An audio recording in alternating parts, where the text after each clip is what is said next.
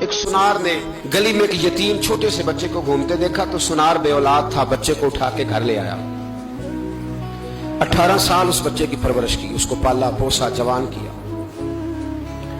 سنار کے پاس وہ دکان پہ چلا جاتا، وہ کئی دفعہ دکان پہ رہتا، کئی دفعہ گھر میں رہتا۔ ایک دفعہ وہ دکان پہ تھا، بچہ گھر تھا، 18 سال کا جوان۔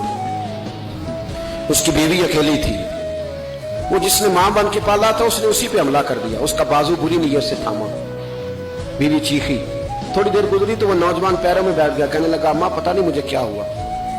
شام کو سنار آیا، بیوی چیخنے لگی، چلانے لگی، کہنے لگی آج عجیب بات ہوئی، جس کو میں نے جگر کا خون دے دے کے پالا اسی نے گندی نظر ڈالی۔ سنار محو حیرت ہے، بیوی کا خیال تھا کہ لاٹھ اٹھائے گا، ڈنڈا اٹھائے گا، نوجوان کو مارے گا، لیکن وہ رونے لگ گیا۔ اس نے کہا آج اس نے میرا بازو تھاما ہے، جانے کیا کیا ہے۔ پریشان ہونے لگ گیا، سجدے میں گر گیا، کہا تو بتاتا کیوں نہیں؟ تو وہ سنار کہنے لگا اس کی غلطی نہیں، 18 سال کے بعد آج مجھ پر بھی شیطان سوار ہوا تھا۔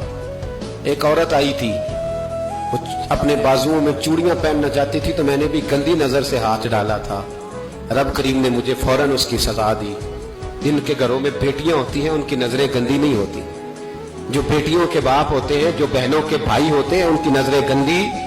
اور اگر تو ٹیلی فون کرتا ہے، تو کسی عورت کے ساتھ تعلق رکھتا ہے تو یہ بات لکھ لے، امام فخر الدین رازی 1، علامہ اسماعیل حقی 2، ملا جلال الدین رومی 3، امام خازن 4، امام جلال الدین سیوطی 5 حدیث کے استاد اور محدث لکھتے ہیں کہ اگر تو کسی پر گندی نظر ڈالے گا تو تیرا گھر بچ سکتا، یاد رکھ نہیں بچے گا، اس لیے کہ تیری نظر کسی کی بیٹی کو بیٹی سمجھ تاکہ تیری بچی کا پردہ قائم رہے، کسی کی بہن کو یہ کیا بات ہوئی کہ تو جتنا مرضی گند معاشرے میں پھیلاتا رہے تیرا گھر بچا رہے، یہ کیسے ہو سکتا ہے؟ فَإِنَّ لَهُ مَعِيشَةً ضَنْكًا، اللہ فرماتا ہے زندگی تنگ ہو جائے گی تیرے لیے مشکل، تو ڈھونڈتا پھرے گا کہ میں مرنے کو جگہ تلاش کروں۔ سچی توبہ کرے، کھری توبہ کرے، یہ گناہ انسان کو مجبور کر دیتے ہیں۔